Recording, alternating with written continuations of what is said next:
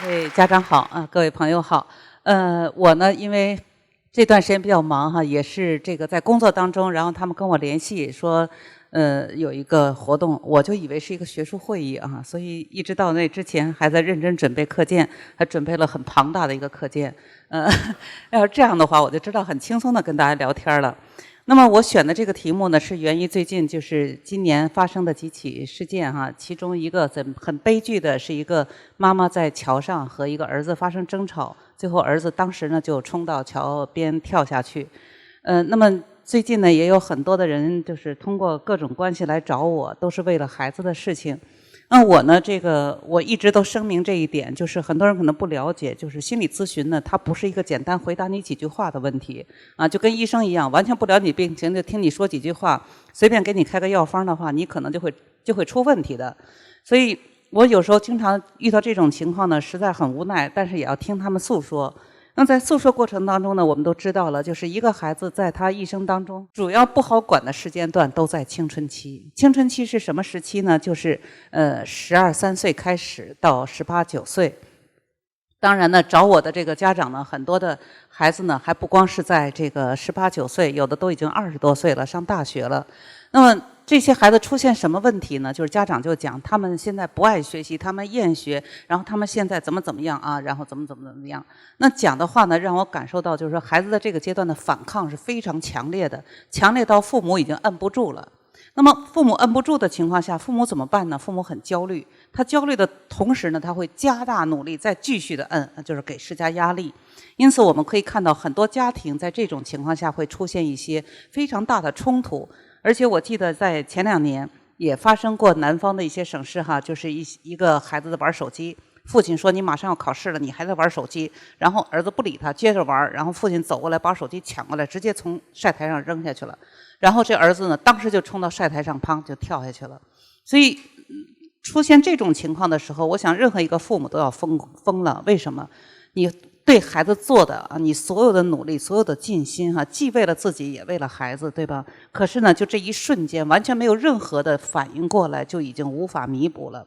所以很多家长出现这种情况的时候，都会问一个问题，就是为什么？怎么办？哈，怎么了？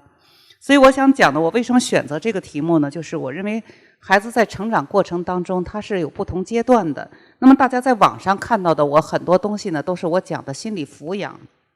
所谓的抚养呢，实际上就是说，动作本身在养的过程当中，在陪伴的过程当中，它也是一种育啊，就教育的育。那么那个问题呢，我已经在网上讲的，就是应该不是我讲吧，反正网上传的是很多了，我觉得大家都肯定看到了。所以我现在想讲的是另外一个话题了，也就是说，人在18岁之前，我们把它称作叫未成年。未成年就是他在成长，还没有完全结束。那么在这个过程当中呢，以前我在课上讲过，分大致上3个阶段，其实它包括6个时期。那么这个3个阶段呢，就是6岁是一个阶段，然后6到12岁是第2个阶段，12到18是一个阶段。那我们都知道了，在这个18年之内呢，6岁之内包括3个时期，而只有第2个阶段是1个时期，然后青春期就第3个阶段是2个时期。所以未成年在18年之内最重要的第1个阶段就是6岁之前。这个话题呢，我已经在网上有很多了，也讲过很多了。那么第二个阶段呢，我们知道6到12岁是1个时期，这个时期呢是人最省事儿、最平稳，也就是说你看不出问题的时期。在心理学当中，弗洛伊德给他一个称呼叫潜伏期。那么还有一个时期呢，就刚才讲的12岁之后了。这个12岁之后，人就开始进入到一个什么呢？就是性发育期了。所以这个性发育期呢，我们知道它首先一个变化就是人的身高。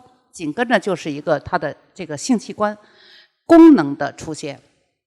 我们常常讲性有一个第一性和第二性，第一性呢一般是器官性的，就是孩子一生下来你一看器官就知道男孩女孩了。但这个器官呢，它只是器官存在而已，它没有功能。那么什么时候开始有功能呢？就是12岁之后。那12岁之后，女孩一般早一点，男孩晚一点。那它的发育我们都知道，首先它的身高迅速的蹿起啊，就是说你在1年前见到它的时候，它可能就在你的这个耳朵这个地方，但是1年之后呢，你一看它已经比你高了。尤其像我们在电梯里有时候看到街坊的孩子，前段时间看还在这儿呢，哎，今儿一看怎么一下就这么高了？那么这可能就在1到2年，甚至有的孩子就在1年之内。所以他的身高的变化，这是他对他心理一个重大的影响。第二个问题呢，就是他的这个性发育。当他一开始发现自己，哎呀，底下开始有东西了啊，来了女孩来月经，男孩来排精，那么这时候他的那种心里的那种我们讲叫躁动还是叫激动啊，都可能有。那么这个孩子他这时候开始第一个感觉就是我是大人了，我长大了。所以他当一有大人的时候，你想这个事儿就是可能就1个星期之内的事儿啊，几天的事儿。但是在家长来看，你一直就是我身边的孩子，那你该是谁还是谁呀？你昨天和今天有什么区别？你今天和明天有什么区别？你该学习还得学习，你该听话还得听话。所以在家长的心里，它是一个连续的过程，但是在孩子心当中却是一个非常大的转变。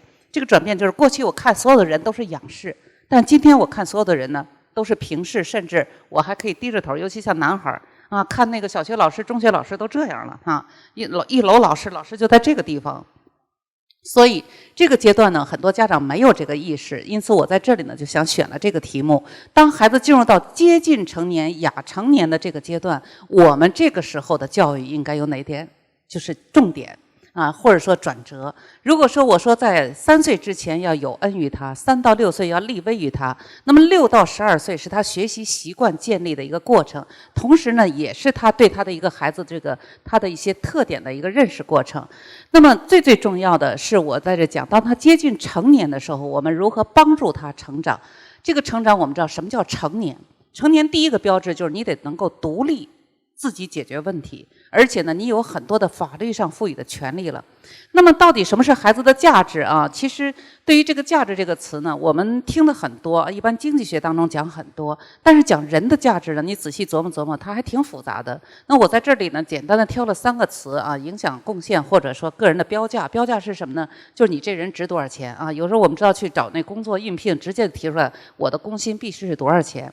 那么这个钱标明什么？表明他自我的一个对自己的认知了。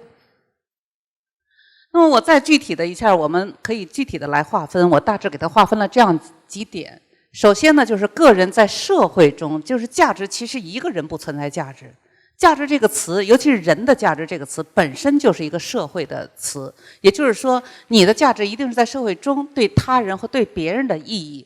这个别人呢，因为你的存在而受益这个受益小到我们家庭之内，大到社会那么社会因它的存在也受益。这个别人和社会是2个问题了。别人是具体的人比如说你帮我一个忙，我帮了你因为我受益。但是呢，社会是什么？社会往往是看不见摸不着的。但是呢，可能有些人的行为，他就会对社会发生着影响。比如像我研究的犯罪问题，对吧？犯罪人说句实话，他在社会当中移动，但是他脸上是不写字的，我们是不知道的。可是谁碰上他，谁可能就是一个致命的危险。所以这种影响就不简简单单是他人的问题了，是一个社会的问题了。那么当然我这个不是受益了那么他呢，这个下一个重点就是他因为别人对他的需要而显现自身的价值。这里的包括什么呢？包括别人的认可，就是一个是社会的认可，一个是社会呢，他因为对社会有自身的价值而决定了他的收入。所以收入呢，应该算是价格了吧？就是我们学经济学就是讲价值和价格，对吧？那么人的价值呢，既是养活自己的生存之本，也是对社会意义的一种体现。也就是他这个人对社会有意义或者对他人有意义。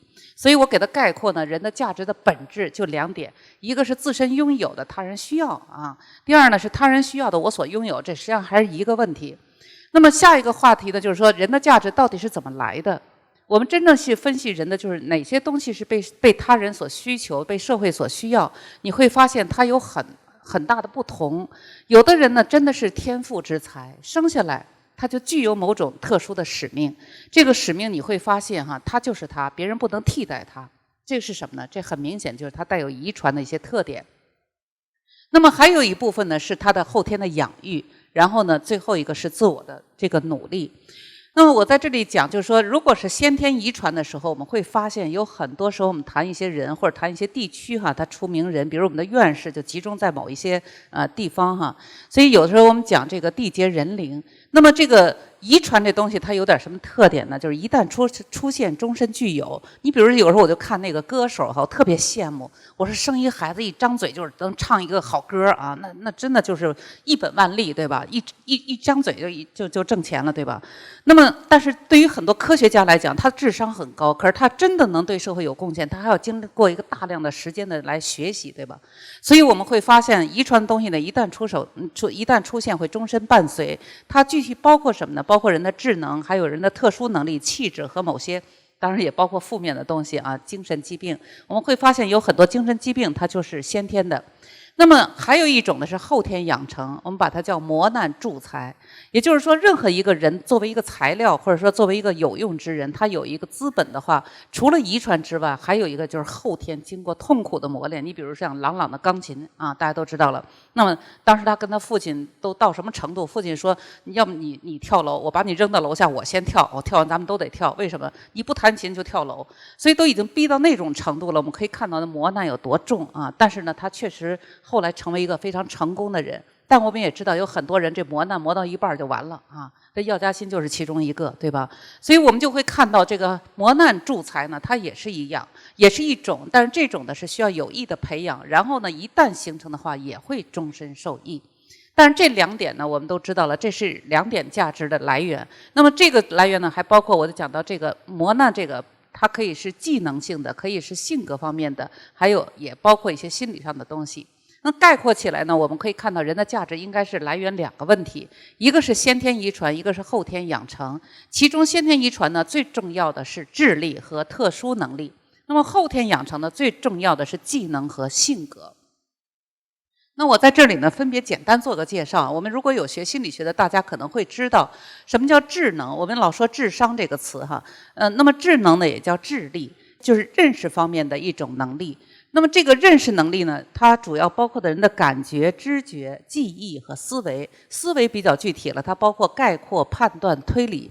那这些东西呢，如果我们编出题来啊，然后呢让这个被测者来测，做完了以后，他一定得出一个分数。这个分数，如果在18岁之前，我们是要按照心理年龄和他做出这题的分数，叫智力年龄来做的，那个是来除完得出一个智商。如果我们成年之后呢，就把你这个数放在这个群体的一个分布当中，看你处于哪个位置和离中的状态。所以智力呢是可以测试出来的，但智力呢它呢在这个智商当中，你会发现它决定一个什么问题呢？决定在学习成绩上。也就是说，智力这东西呢，主要是天生啊。我们有一个同志曾经问过我，他说：“那你认为后天的教育对智力有什么影响？”我说：“后天的教育只能在他原有的基础上去培养和发展，但如果他不具有这个智力的话，你培养是没用的。因为在这里它比较复杂在哪儿？你比如说有些人嘛，他属于大智若愚。什么叫大智若愚呢？他适合做哲学家。”他是要慢慢的来，他思考很深的问题。可是有些人呢，他就是一个非常敏锐的人。你比如像记者，他要是天天在那思考，他那文章就登不了报纸了。他每天一块文章就得豆腐块得上去，所以他的思维方式都是不一样的。那么感知也一样啊，像感觉和知觉。那感觉吧，比如说我在家里头，我跟孩子就有差别。我的视觉非常好，我孩子的听觉非常好。也就是说，我跟他同样看一段文字的话，可能我比他的时间要快很多。但是他听的东西，他能辨出的音比我要多。所以我们讲，就是智力呢，有很大一部分是天生的，而且呢，这里头还非常复杂。